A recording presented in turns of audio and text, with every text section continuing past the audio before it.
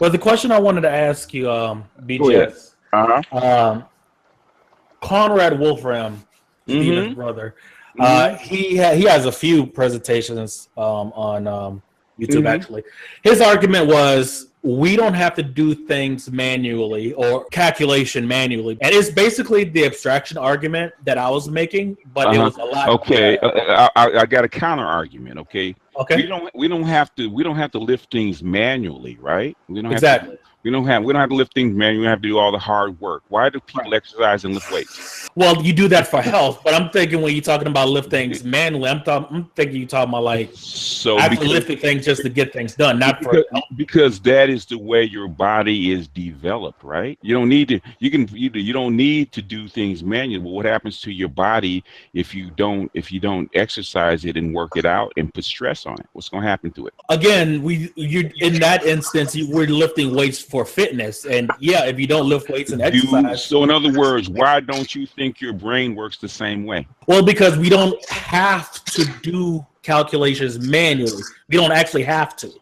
So in other words, the reason there's a huge reason why your math scores and people the math scores amongst your population has gone way down because you don't do it manually. If you don't, just like any other thing, your brain is like a muscle. If you don't exercise it, what's going to happen to it? Yeah, I agree with you, but again, like with programmers, most programmers don't know binary and assembly because they don't need to. Once upon a time, you needed to. Those days are over. Why can't the same thing happen in mathematics? That's happened in programming a long time ago. You don't need to learn binary and assembly unless you're actually designing a chip or a particular system, right? Correct. So in other words, only the really smart people that are going to a really high level need to learn binary and assembly, right? Correct. So in other words, like who said that? Obsidian says it all the time. He says there's trade-offs.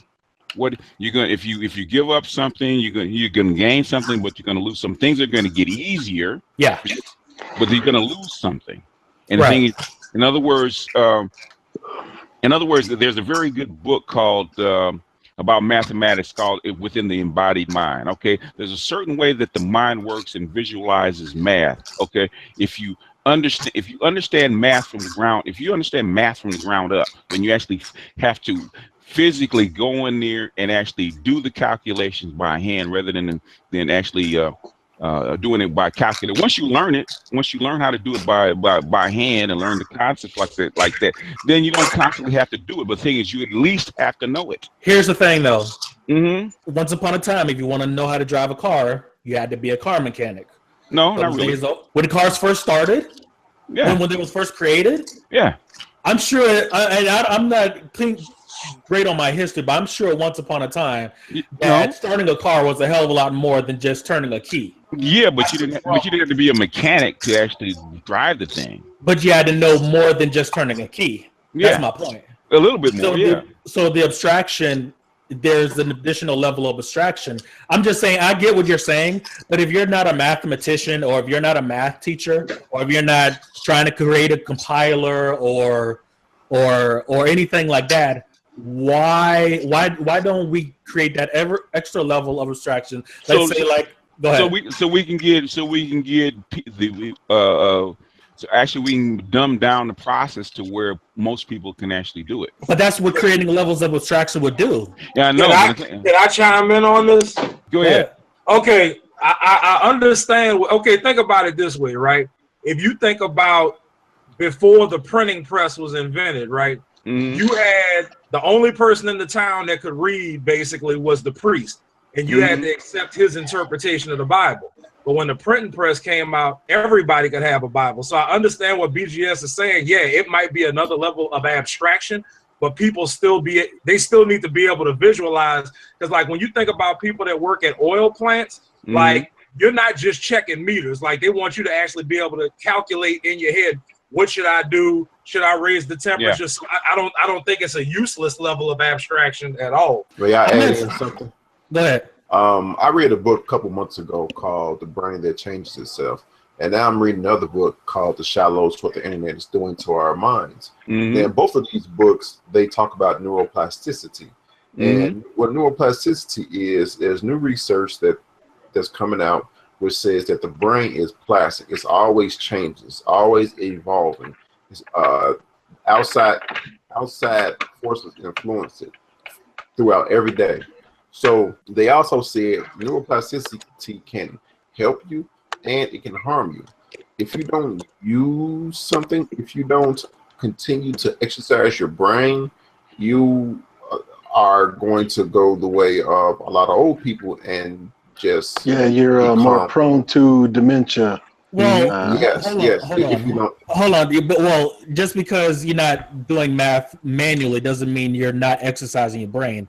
Like, programmers are not dumber than assembly programmers because today's programmers don't know assembly. It's just today's programmers have more complex problems instead of, balancing a stack and all that other stuff.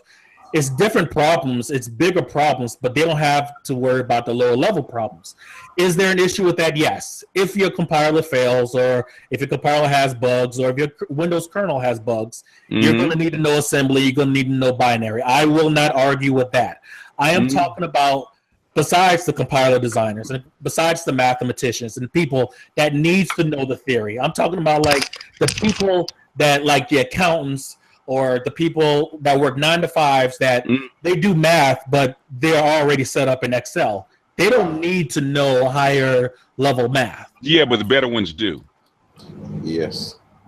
Why? How would that improve their job? Because okay, anything that you don't know is basically a barrier to you going to another level. And the thing is, the problem is that when you make something more complex and simpler, basically what human beings will do, what evolve. They will basically in other words, water will only rise to its level, right? So if you're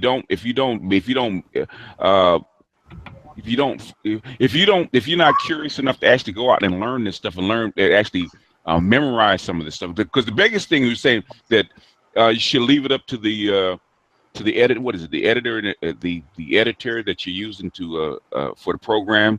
You just have to know how certain things work, but you don't have to memorize like the function.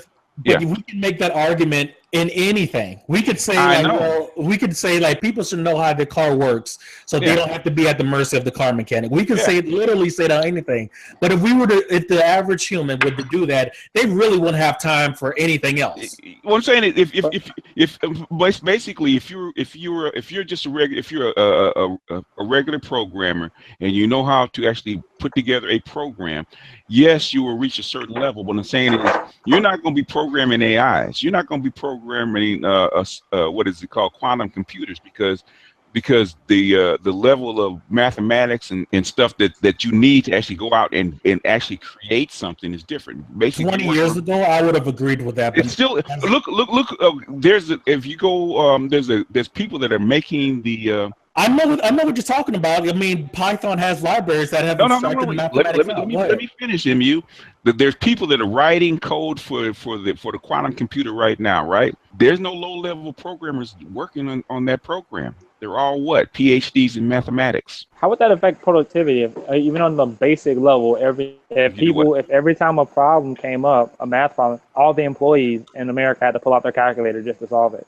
That's not true, because you can create software that solves the problem. All you have to do is click a button. I know, but I'm saying is you keep dumbing down human beings. That's what you're doing. You're right, but again, yes, that is the downside of it. On the upside, the people that do decide to take on more complex problems, they won't have to spend 5 to 8 years getting a PhD in mathematics to do it. Well, I got a question. Does the upside outweigh the downside? Yes, because look at the technology we have today. All it is just abstractions. An automobile is just an abstraction. Everywhere you look around, it's an abstraction. The phone, the computer, whatever. None of us have to be electrical engineers to operate a computer. Once upon a time, that was the case. MGTOW.